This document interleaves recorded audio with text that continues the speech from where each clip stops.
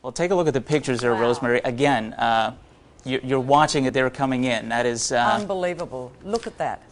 that is arriving on the coast. As you're watching these dramatic pictures there from Japan, the earthquake occurring about 150 kilometers east of Sendai. I do want to mention that Japan is not the only a place that is being affected here, but my goodness, it is now taking the brunt of it there, Rosemary. That is unbelievable. Extraordinary. I mean, you can see the power lines going down as all of that water roars through and rips. And of course, it is close to the coast. You can see the ships and the boats that are already in the harbour there, but all of the cars are being drawn into that. I mean, this is just extraordinary, seeing these pictures as this unfolds before our very eyes. We've never seen this. We're watching a live tsunami hit Japan. If you're watching us from around the world here on CNN, that is what you're watching. Those are not taped pictures. That is a live picture of what appears to be a major tsunami arriving along the Japanese coast. Just incredible scenes there.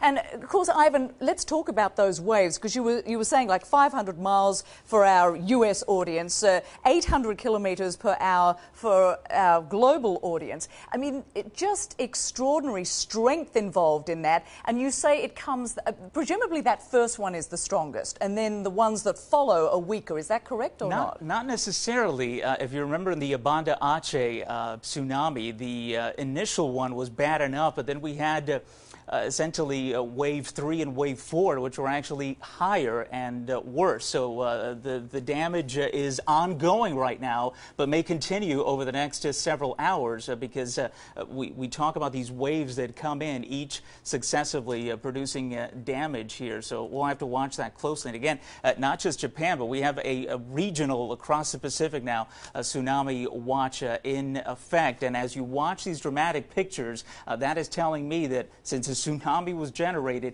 and it has now hit Japan, we are talking about other countries that are going to be in the path of it.